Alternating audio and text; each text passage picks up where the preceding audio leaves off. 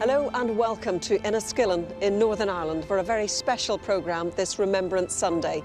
It's a time to remember the men and women who gave their lives in 2 world wars and other conflicts past and present.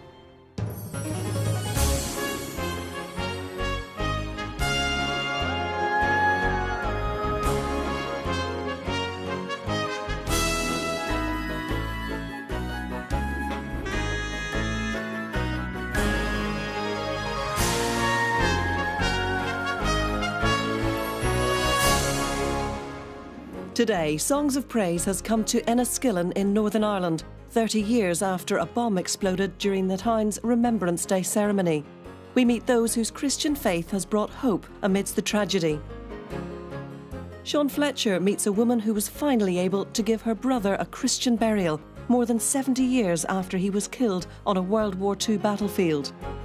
And after losing friends and sustaining devastating injuries in Afghanistan, former Royal Marine J.J. Chalmers reflects on what Remembrance Sunday means to him.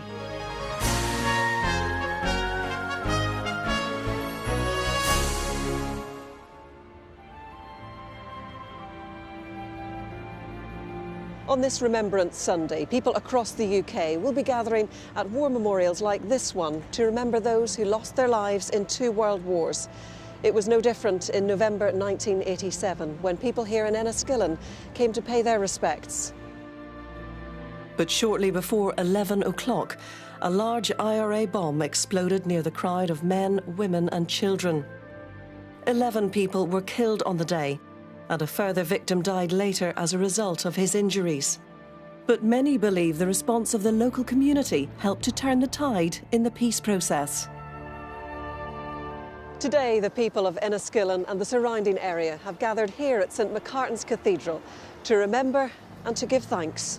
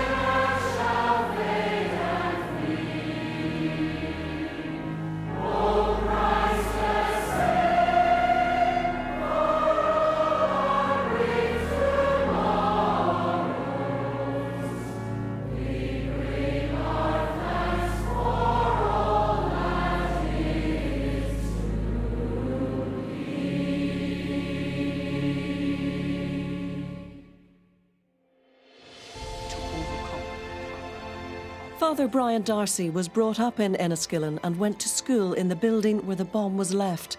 He returned to serve as a priest here shortly after the events of November 1987. It was one of the first days that I can say I grew up, because my childhood had been bombed. The happiness, the friendships, the noise, the laughs, the teachers, it just dissipated in sadness. Stephen Ross was only 14 in November 1987. He and his friends made their way up this road to the Remembrance Day ceremony. You know, even though the event was 30 years ago, the memories are still very vivid of what actually happened that morning. And I just remember looking at my watch at 10:43 and looking up, and that split second, literally, no sooner I looked up than the explosion occurred. You know, the sheer noise from behind, and just being thrown forward and landing on my face, and the next thing being pulled out of the rubble, not being able to see a single thing, just to put my hand in my mouth, to not being able to feel my teeth, to taste the concrete and blood. All the bones in my face had been completely impacted in. They were completely broken around my eye sockets, my jawbone. I lost most of my front teeth. Basically underwent a 4.5-hour operation to reconstruct my face with that wire frame. Despite 12 lives being lost and 63 others injured, including Stephen, the people of Enniskillen responded in a remarkable way. What we must do, everybody agreed, was hang together as a community. Goodness came through to overcome the power of awful evil. Do you know what? The response of people was amazing. And it was through the response of many Christians at the time that I actually began to see that being a Christian was about a relationship and faith. It wasn't about facts and knowledge, and it wasn't about being better than other people. It was about being in the midst of where people were at and drawn alongside them. It really brought home to me the reality of what it was to go through a really difficult situation and realise that actually that some good could come out of it, Claire. It's a bit like looking at a piece of a jigsaw. When you're in an experience like this, you can only see that one piece. It's not until years after the event and you can look back, you can see the bigger picture.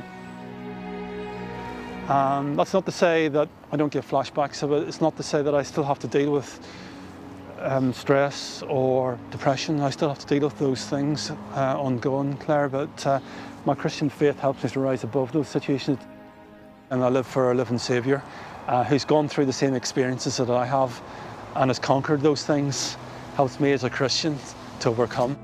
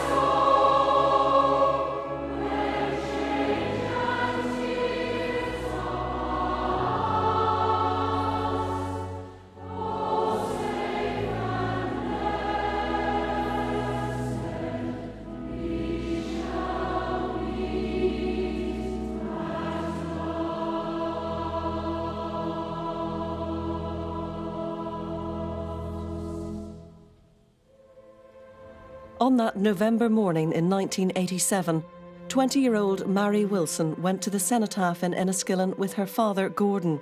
He was injured in the blast. Mary lost her life. Gordon died in 1995. His widow Joan still vividly remembers the day they lost their daughter. The shock was enormous.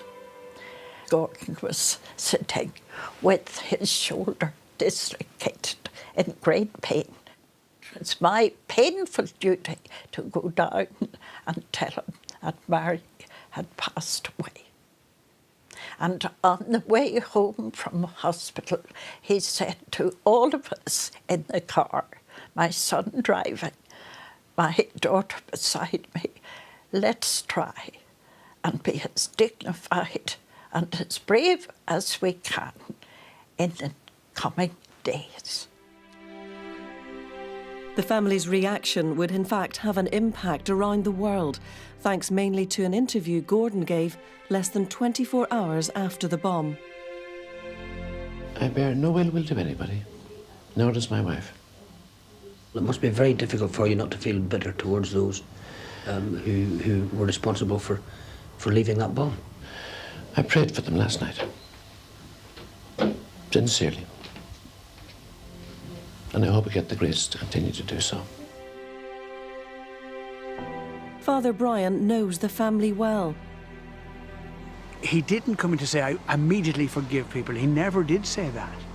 He said, I hold no grudge against them. I am not the judge. God is the judge of these people. And for me, that taught me the greatest lesson I've ever known about forgiveness. Forgiveness isn't a flippant word. It isn't an instant. Forgiveness is a lifetime's process. About a week after Mary died, I just thought, I can't go on like this. I just miss her so much, and did my usual scripture. And the reading from 1 Peter chapter 4, verse 12 was this: Dear friends, and that stunned me because I thought, God's listening, He does hear me.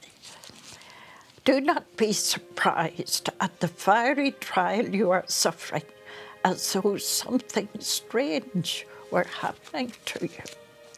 But rejoice. And I stopped there. I said, no, I cannot rejoice.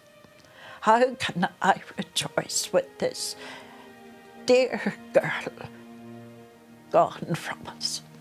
And then I read on, rejoice that you participate in the sufferings of Christ, so that you may be overjoyed when His glory is revealed.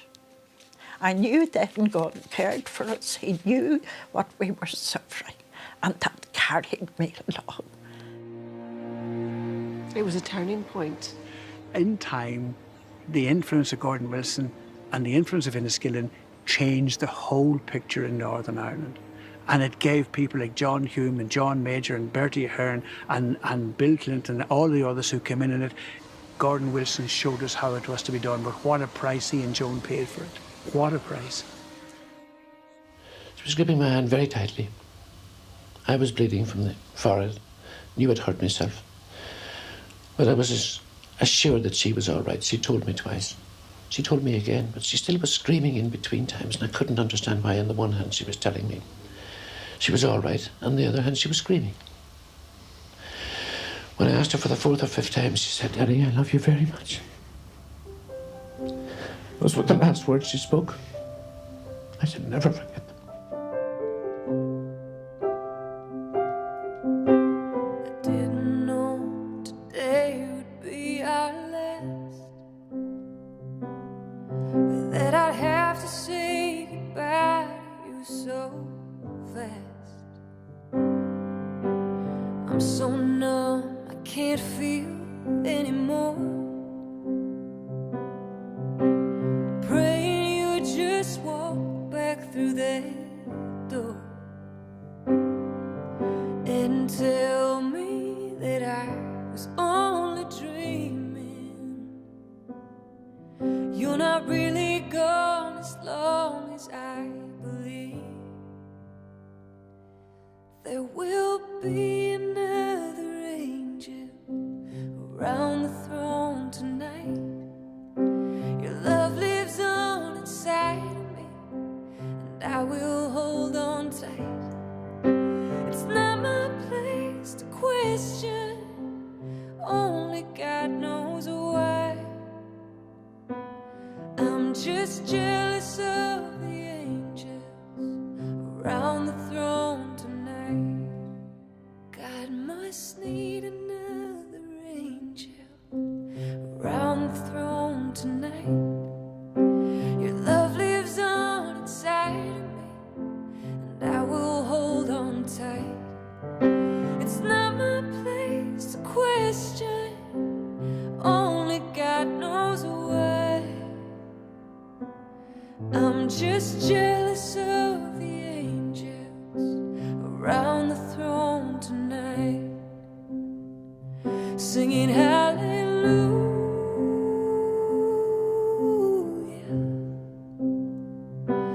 hallelujah,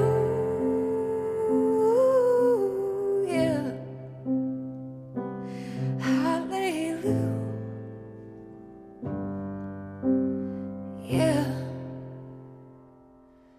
I'm just jealous of the angels around the throne tonight.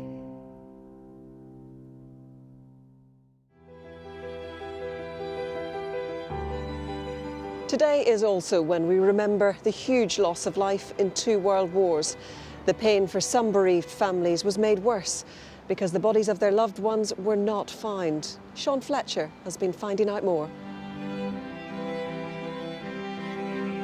Ronald Blackham went off to fight in the Second World War as a teenager. His sister Alma was only 6 when the dreaded telegram came. I went with Mum to the door and he passed it to her and she just lifted it up and looked at it and collapsed on the floor in front of me. What did it say? It just said, missing, presumed dead. And her reaction? Was suffered a severe stroke. And she couldn't speak for 6 weeks. She never really recovered. The family had received bad news about Ronald, but you didn't know where he was, you didn't know what had happened. Did No. the not knowing make it harder? Definitely. We'd know where to go. No celebration of his life. But the story took a dramatic turn just last year when Alma's family got a letter from the Ministry of Defence telling them of a discovery on a Second World War battlefield in Italy. The Joint Casualty and Compassionate Centre were informed by the British Embassy of remains. 12 soldiers were missing from that battle. We then took DNA from the remains in country, and we then looked at tracing family and an appropriate DNA donor. A mouth swab was taken from a family member to compare to the DNA sample from the remains. It was a clear match. Alma's nephew Mike was the first to get the news. Came up to see Alma and brought some flowers. And it was all very emotional. We all stood there, the 3 of us, Chris and him, crying our eyes out in the middle of the kitchen floor. With Ronald identified, last summer 20 members of his family made the journey to Italy to attend his funeral, 74 years after he fell. Well, it was a tremendous honour to conduct Ronald's funeral. It was a tremendously moving day to see the family gathered there to really remember one of their own who paid the ultimate sacrifice in the business of war for the purposes of peace. All the service that went with it, with 6 guys carrying the coffin and 1 walking in front with the cap badge on there, it was brilliant. It couldn't have been better. It made you so proud. All that emotions over the years, wondering how and why, and that's put an end to it. He's at last resting in peace, and I know he's safe.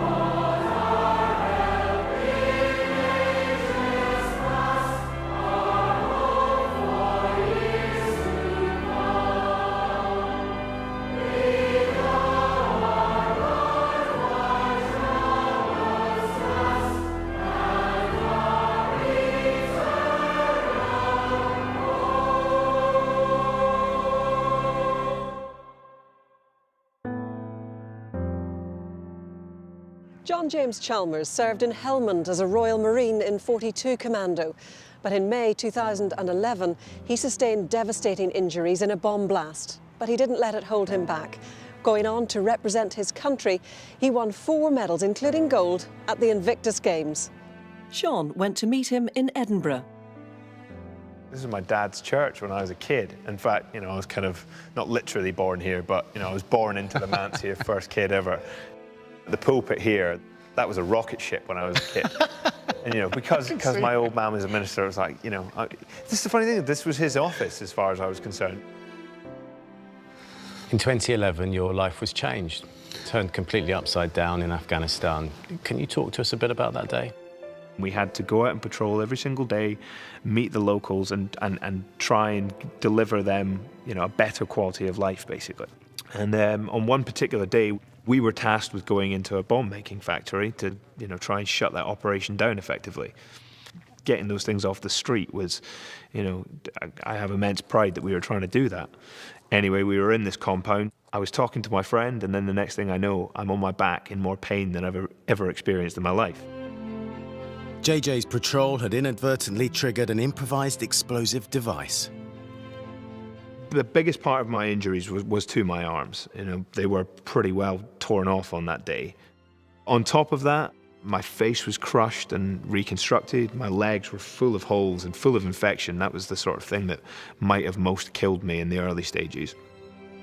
You know, that I am physically disabled and I am restricted in some of the things I can do, but, you know, it's incredible what the surgeons have been able to do in reconstructing them. It took the best part of 5 years to do that.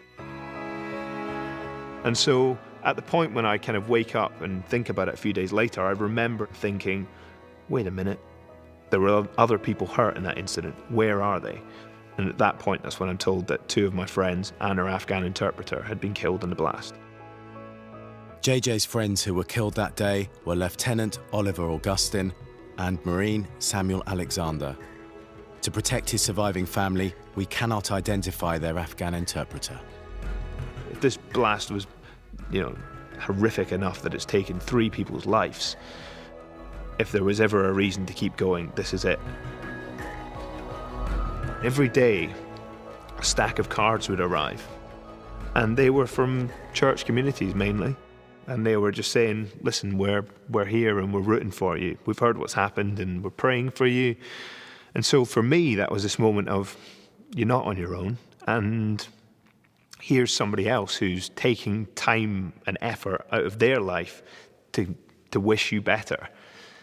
So there's another reason to make sure that you're going to stare down the odds and come back from this stronger. It's Remembrance Sunday. Has this day taken on a new significance since that dreadful day in 2011? In some respects, every single day has become more poignant. Because there's not a single day that I don't think about my friends who lost their lives. But actually, it's not just about not forgetting. It's about truly having a moment to reflect and remember.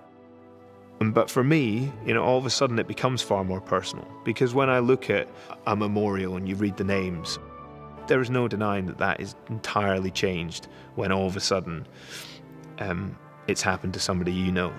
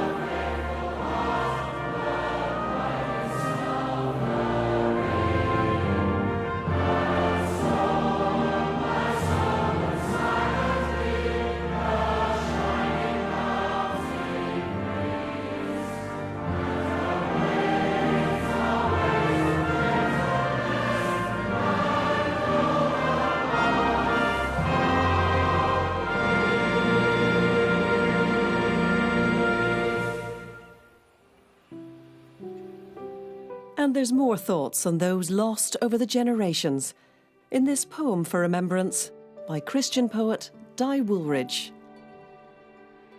To the trench diggers, barbed wire barges and front foot chargers. To the privates, lieutenants and camped at war tenants. To the ones who didn't make it back alive, may they know John 11:35.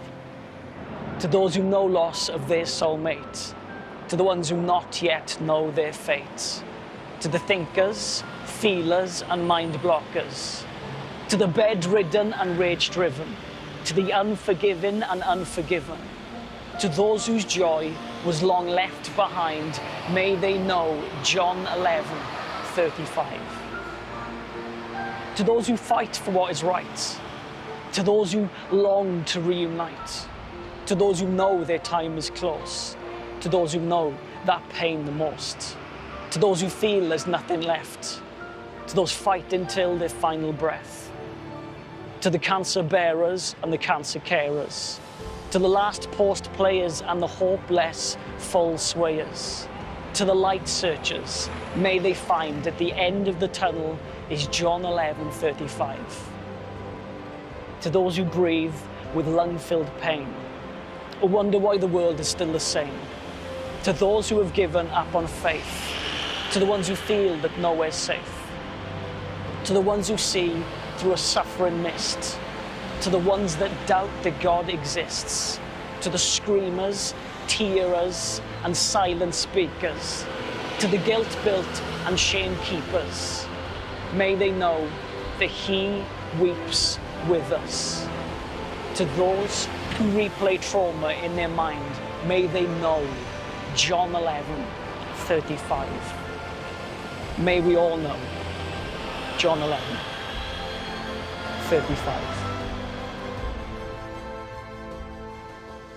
We come now to our final hymn as we remember those who have gone before us and the sacrifices they made. The words provide great comfort as we ask God to be with us, whatever we may face. From Enniskillen, goodbye.